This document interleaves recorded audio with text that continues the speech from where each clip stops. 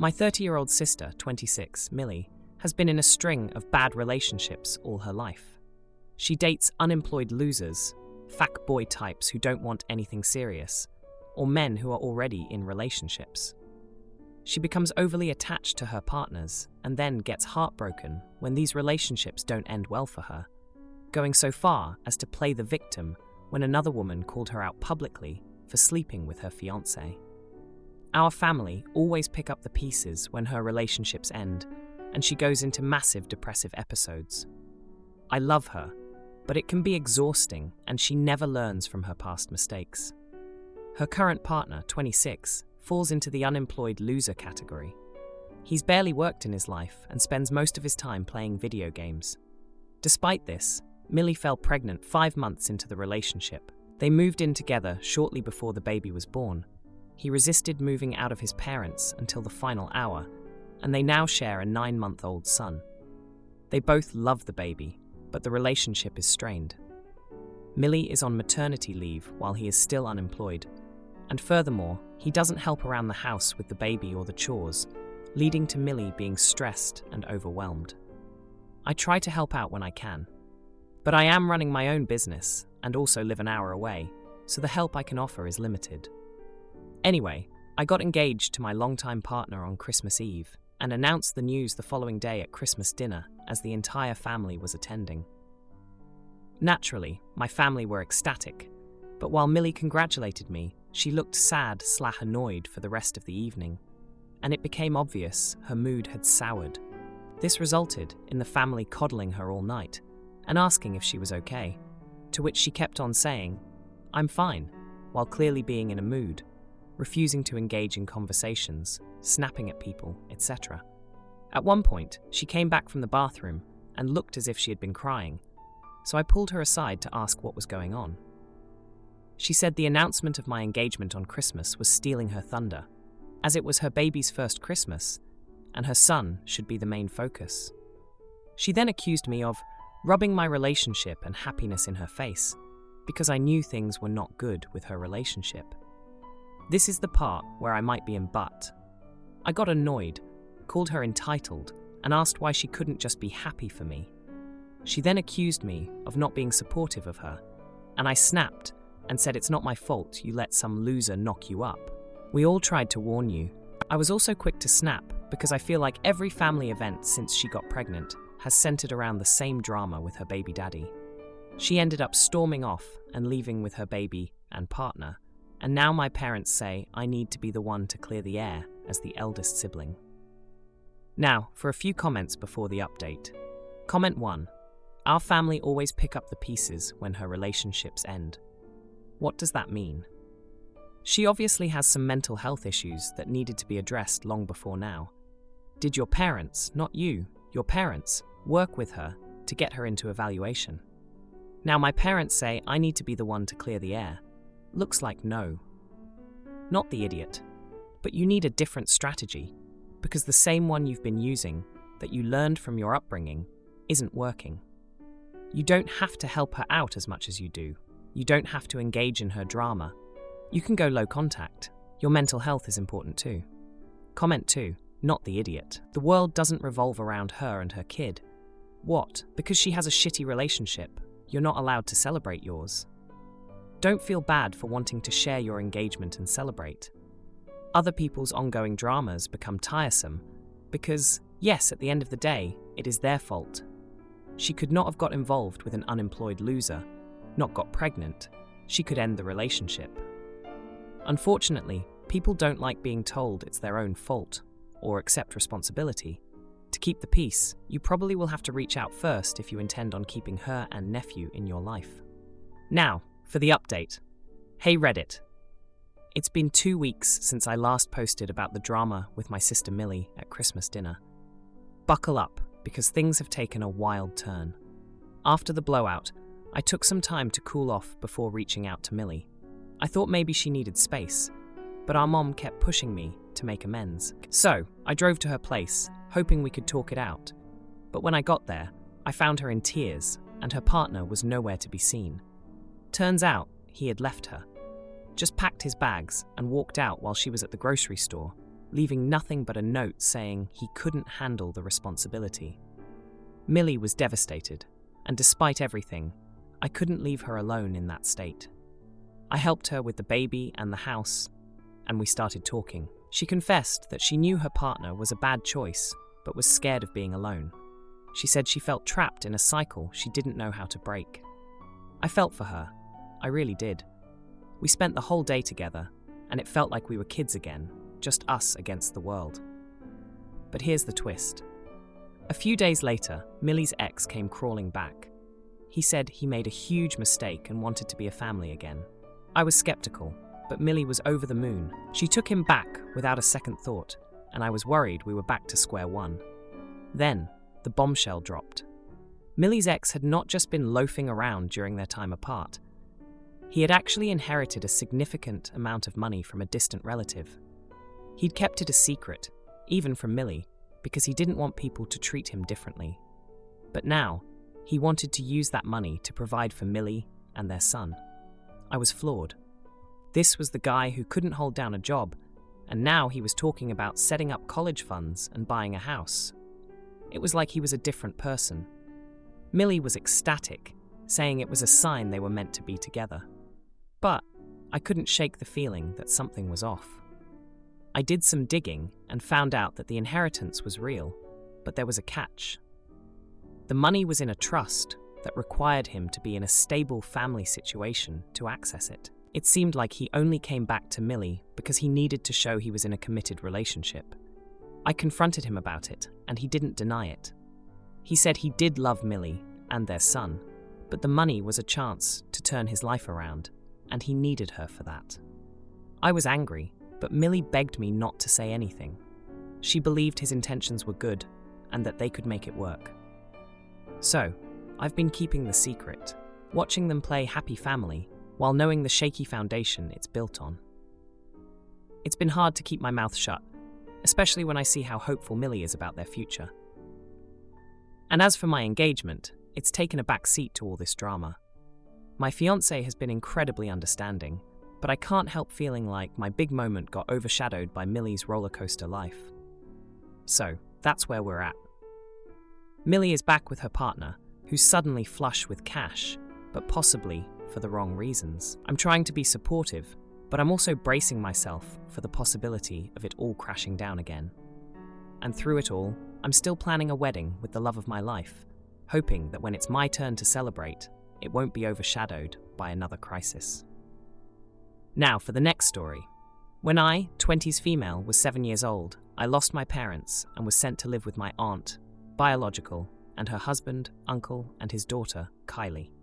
Kylie was 10 when I moved in. She lost her mom when she was 5 or 6, and my aunt had been married to my uncle for a little over a year. So it was a really difficult time for her. But I remember thinking Kylie might understand what it was like a little, but she was very clear from day one that we were not family. One thing that always stood out to me was how Kylie really resented/hated my aunt. My aunt couldn't ask Kylie to do anything without being yelled at. She couldn't do anything nice for her without getting glared at. She'd accuse her of disrespecting her mom by trying to play mom, and accuse her of doing things that she had no right to do. She'd tell my aunt to know her place. My aunt always understood Kylie was grieving, and she pushed my uncle to make sure Kylie got enough time with him, but was also able to talk to him. They had her in therapy as well. My aunt told me once, when I got upset on her behalf, that some people, kids or adults, find it hard to see their living parent move on and have a new relationship after they lose the other parent, and Kylie was struggling. A few months ago, I saw Kylie for the first time in 12 years, and she could not hide her still existing hatred for my aunt. The way she looked at her. I even heard her tell my uncle that my aunt was nothing to her, and all she did was attempt to steal a dead woman's entire family. It made me realize just how strong that resentment can be. I also know from my uncle's sister that Kylie is still furious. My aunt ever tried to ask her to do anything, or issued any kind of consequence for her behavior when she was a kid. The experience of living with them always made me say I didn't see myself ever wanting to date and marry someone with kids. But having seen her hatred for my aunt at 30, knowing she still resents my aunt for even daring to ask her to do something in the home, it made me realize that while it can work, and some people have amazing blended families, it's not for me. A few days ago, I came back home for Christmas, staying until the 28th. My uncle was talking about my boyfriend, and then he asked me about this guy at work, who asked me out a couple of times, and why I never gave him a chance since I thought he was cute, etc. I told him it just wouldn't work, but he kept pushing, and I told him it was because he had kids. He told me that was a strange reason when I want kids, and I said yeah, but after seeing how Kylie treated my aunt, I have decided I would never be a stepmom. My uncle was upset about it and told me I can't write off men with kids for that reason, and he said divorced and widowed parents deserve to find happiness again. I said they do, and I would never say they shouldn't have that, but I do not want to be that for them. He said it was rude for me to blame Kylie. Am I the idiot? Now, for a few comments before the update. Comment 1. Not the idiot. In all honesty, I agree with your stance too. Becoming a potential step-parent seems genuinely difficult to navigate properly, especially when it's with a widow. If I had to bet, I think your uncle is trying to project his guilt that he didn't stop Kylie from mistreating your aunt for all these years. It's probably not pleasant for him to have confirmation that he's partly responsible for your stance on this matter. He should just be thankful that your aunt was more than understanding and is still with him. Comment 2. Not the idiot. Your uncle's a bit of a, not sure what the word is, narcissist, sociopath, misogynist, but it's concerning that he feels that he and people like him are entitled to be happy. And if that makes the other people in his life miserable, too bad. They should just take the hit because they aren't entitled to their own happiness. Just him. Now for the update. Hey Reddit, back with an update on the whole stepmom situation. It's been a wild couple of weeks since I last posted, and boy do I have some news to share. So after that conversation with my uncle, things got pretty tense. I thought it would blow over, but nope. It turned into a full-blown family drama. My uncle couldn't let it go, and he kept bringing it up every chance he got. It was like he was on a mission to change my mind. Now, let's rewind a bit. Remember Kylie, my cousin who couldn't stand my aunt? Well, she's been a key player in all of this. See, Kylie and I used to be pretty close when we were kids, before the whole family dynamic got messy.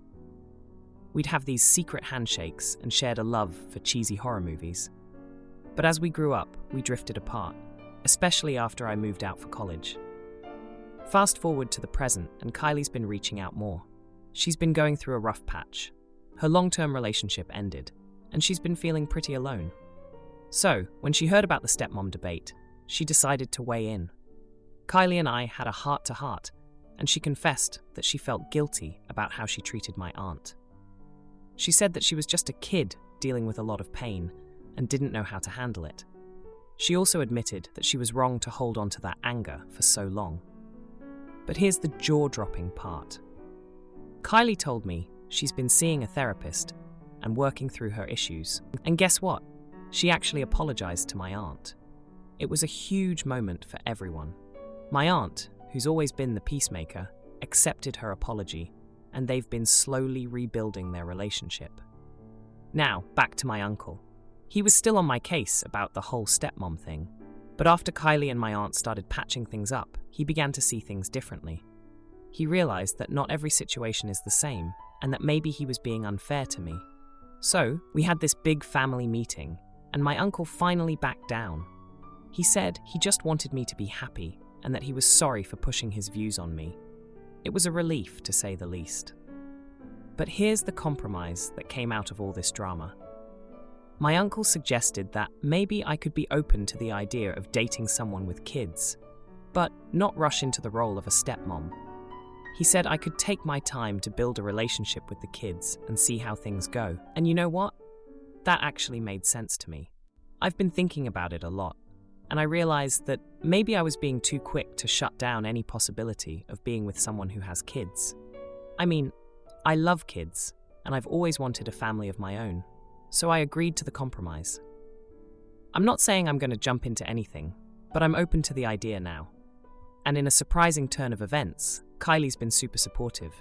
She's been giving me advice and sharing her own experiences. It's like we're reconnecting, and it feels good to have her back in my life. Now for the next story. My wife and I, 48-year-old man, have a son, John, 26-year-old man, who recently told us that he is asking his girlfriend, Cece, to marry him. We've met Cece a few times before, and she seems like a nice girl, but we have concerns about Cece's family. My wife and I own a few rental properties, and John stays in one of the properties rent-free, as he is still in grad school. Providing free housing for our kids, especially while they are in school, has always been something my wife and I have agreed to, so that they don't have to worry about rent in a high cost of living area. The concern with Cece's family comes from having met them a couple times before. They seem inappropriately interested in our finances, and Cece's mother, from what I've heard from my other kids and a little from John, is close to retirement, has no savings or plans set up for retirement. Her mother has attempted to move in and live rent-free in one of my properties because, according to her, it is her future son-in-law's house. My take is that Cece's mother sees John, who is about to graduate from med school, as their retirement security. John is my oldest, and I've signed a will where he gets a large amount of cash plus the property that Cece's mother was trying to move into. I'm not sure if the mother knows that, and that's why she was trying to move in. But John does know about what he is inheriting. My biggest fear is that somehow that family will end up with a piece of the house for whatever reason once I pass. John has a pure heart and always sees the good in people, and I think his future mother-in-law will take advantage of that. When John told me he is getting married to Cece, I requested that he signs a prenup to protect his inheritance. And also prenups are advisable in general, but he was vehemently against it. I told him that he will be written out of the will and the house will go to our other kids if he marries her without a prenup. But it seems like he is not budging. Therefore, I have gone ahead and started plans to leave the house to my other child. I think I have good reasons to not trust Cece's family and their intentions with my son. I'm not going to tell a grown man who he can and can't marry, but I want to protect what I am leaving for my children. My son has stopped talking to me, and I'm not sure if I was that unreasonable. Update: a few things to add because my concerns about Cece's family are not coming out of nowhere. We are mostly concerned about the house. My son will still be receiving a huge chunk of cash in the will. He will be getting something, just not the house. Sorry. I should have made that clearer. When my wife and I met Cece's mother, she made multiple comments about how her future son-in-law has her retirement taken care of, and she has asked us multiple times if she could move into the house, to the point where it was getting inappropriate.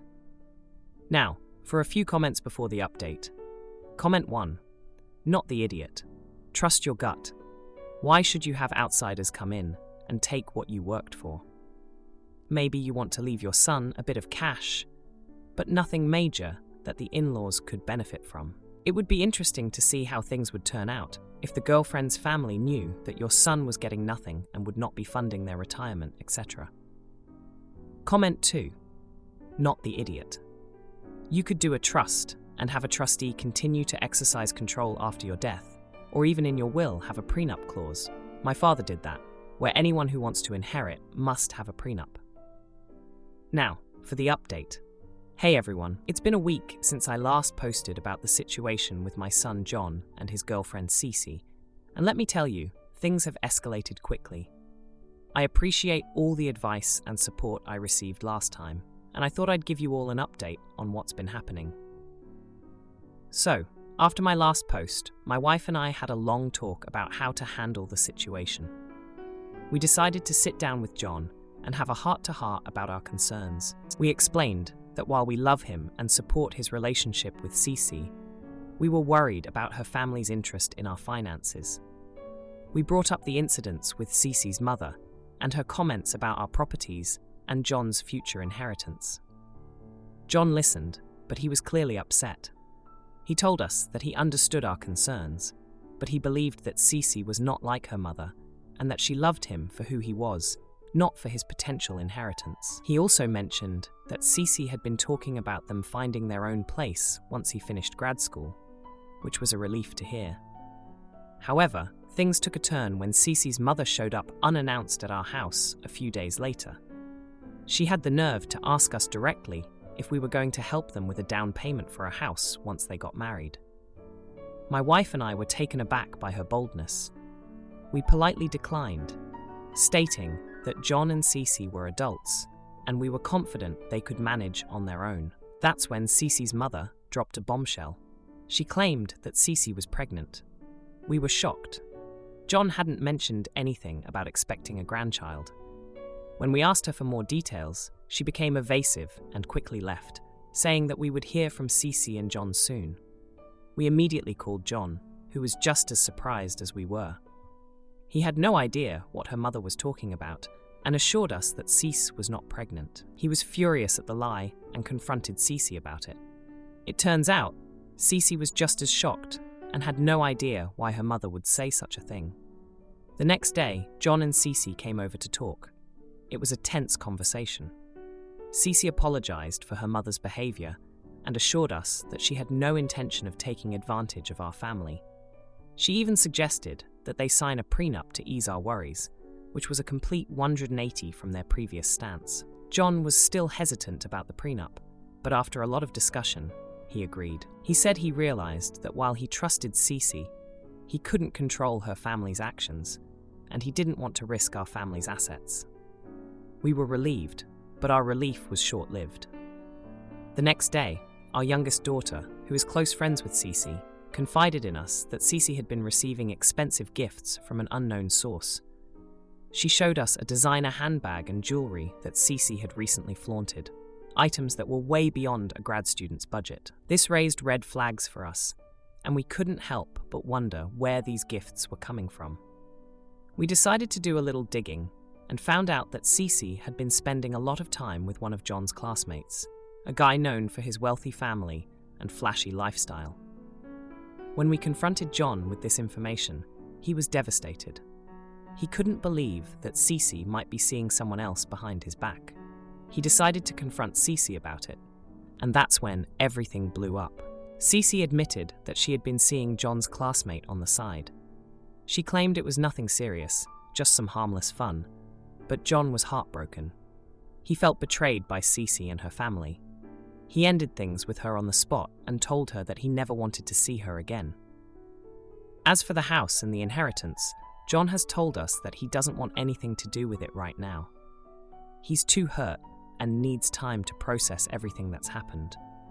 My wife and I are just trying to be there for him and support him through this tough time. If you liked this video, you'll probably like these too. Also, while you're here, please consider subscribing.